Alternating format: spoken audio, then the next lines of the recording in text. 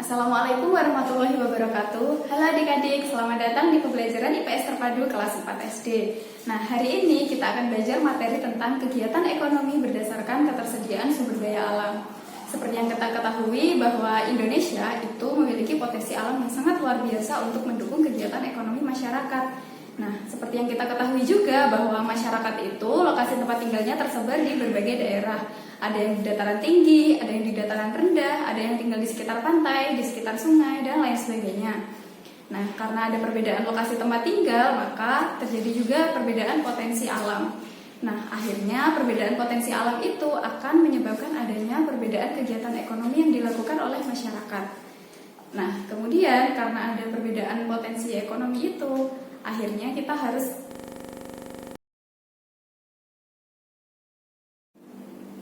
selanjutnya kita akan mempelajari kegiatan ekonomi masyarakat berdasarkan lokasi ketersediaan sumber daya alam.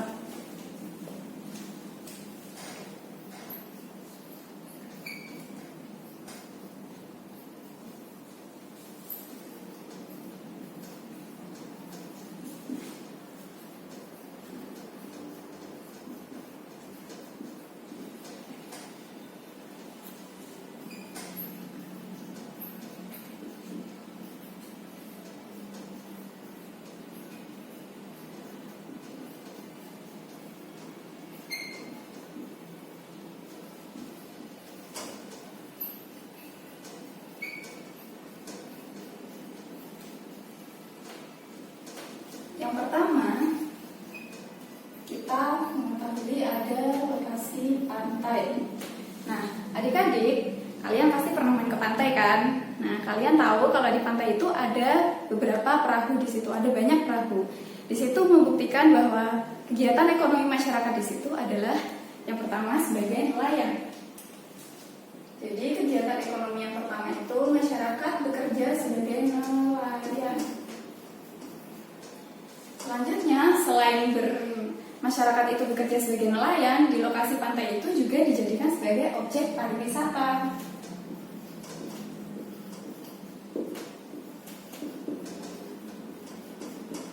Nah, dengan adanya objek wisata, otomatis pasti banyak wisatawan yang datang berkunjung ke lokasi pantai, baik itu wisatawan daerah maupun dari luar daerah. Nah, jika ada wisatawan dari luar daerah, pasti mereka membutuhkan adanya tempat tinggal. Nah, disitulah masyarakat bisa membuka penyewaan untuk tempat tinggal.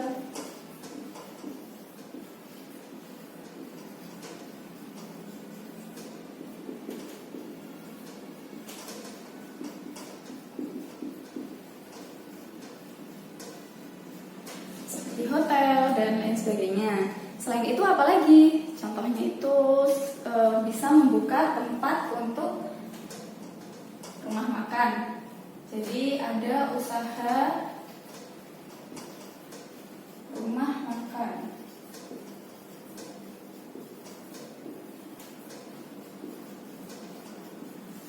Dan lain sebagainya. Masih banyak kegiatan yang bisa dilakukan oleh masyarakat yang tinggal di sekitar pantai. Nah, selanjutnya yang kedua, setelah pantai kita juga mengenal laut.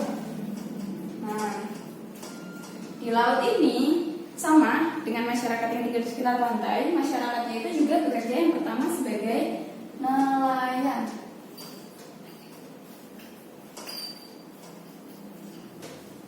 Selain sebagai nelayan, di laut masyarakat juga bisa apa? Juga bisa membuka usaha untuk kegiatan menyelam.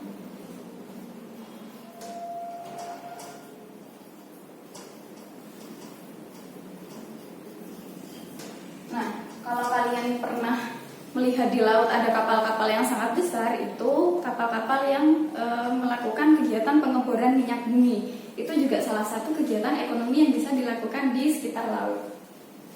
Pengeboran minyak bumi.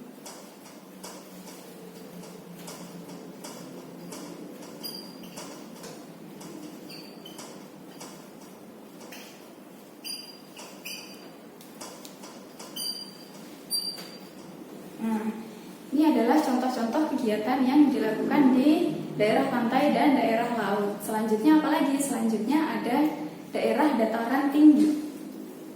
Yang ketiga ada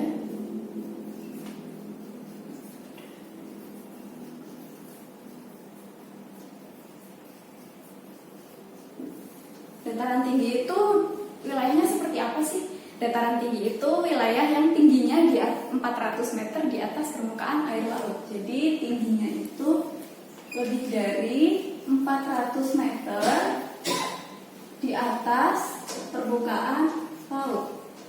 Lebih dari 400 meter DPL. Lalu kegiatan ekonominya apa saja yang bisa dilakukan di daerah dataran tinggi? Nah, daerah dataran tinggi itu wilayahnya sejuk. Jadi cocok untuk menanam sayur-sayuran dan buah-buahan.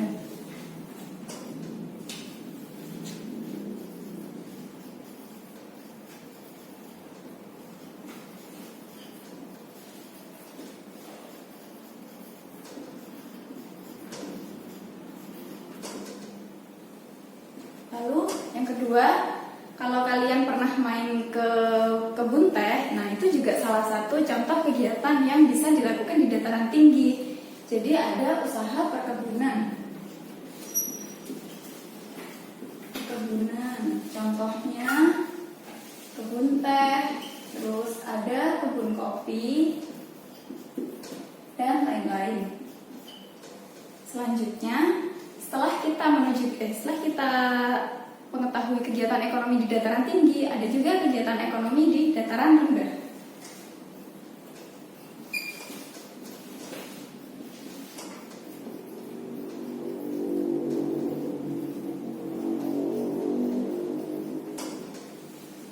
Apa sih dataran rendah itu? Nah, dataran rendah itu daerah yang tingginya itu tidak lebih dari 200 meter di atas permukaan laut. Jadi tingginya itu antara 0 sampai 200 meter di atas permukaan laut. Lalu kegiatan ekonomi masyarakat di daerah dataran rendah itu seperti apa? Nah, kalau di dataran rendah itu masyarakat rata-rata bekerja sebagai petani. Jadi ada usaha pertanian. Menanam padi, tembakau, kemudian jagung itu dilakukan oleh masyarakat di dataran rendah. Selain pertanian, ada apa saja? Ada juga peternakan.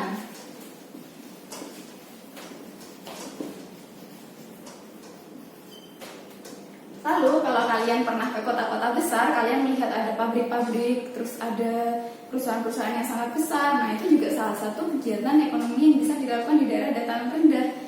Jadi ada perindustrian.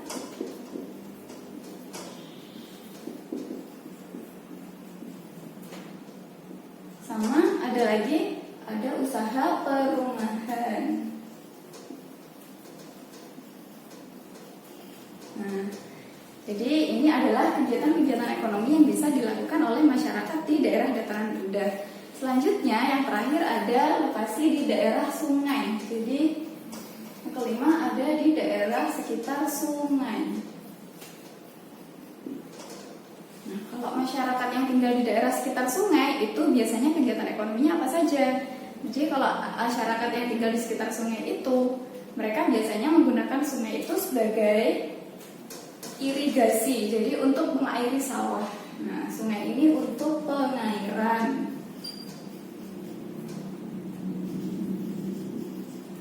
Pengairan sawah. Selanjutnya, masyarakat juga bisa menggunakan sungai sebagai objek wisata.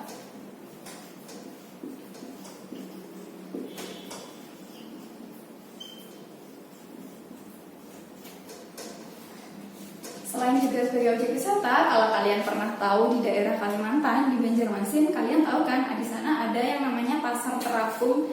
Nah, itu juga salah satu manfaat dari sungai, bisa digunakan sebagai pasar terapung.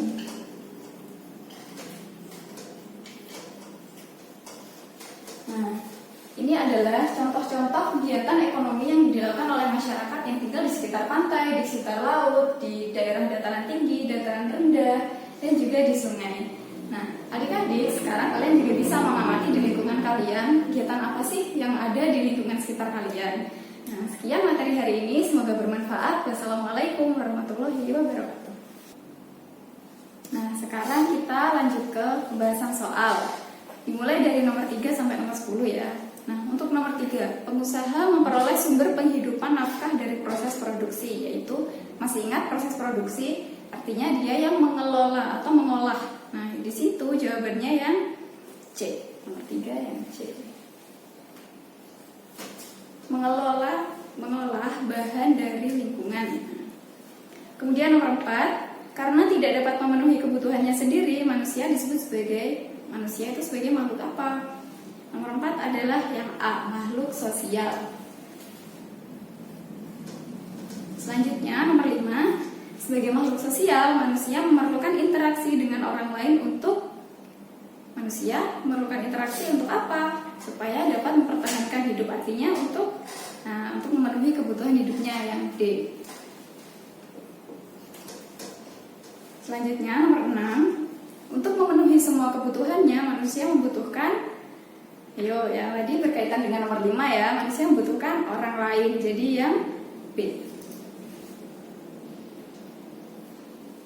Nomor 7, untuk memenuhi kebutuhan protein, manusia membutuhkan hasil kerja dari, adik-adik pasti ingat protein itu kan diperoleh dari daging dan ikan. Nah, berarti manusia itu membutuhkan hasil kerja dari siapa? Siapa yang menghasilkan daging? Yaitu peternak. Siapa yang menghasilkan ikan? Yaitu nelayan. Berarti peternak dan nelayan adalah jawaban yang C.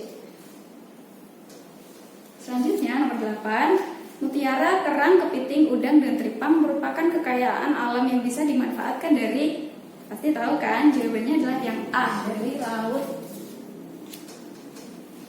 Nomor 9, pasar apung adalah kegiatan ekonomi masyarakat yang ada di sungai. Tadi sudah saya jelaskan ya, ada di daerah Banjarmasin, berarti yang B, Sungai Barito di Banjarmasin. Nah, nomor 10, nomor terakhir, sayur dan buah layak dibudidayakan masyarakat yang tinggal di lingkungan daerahnya yang sejuk dan berada di atas 400 meter di atas permukaan laut, adalah wilayah dataran tinggi. Jawabannya yang A.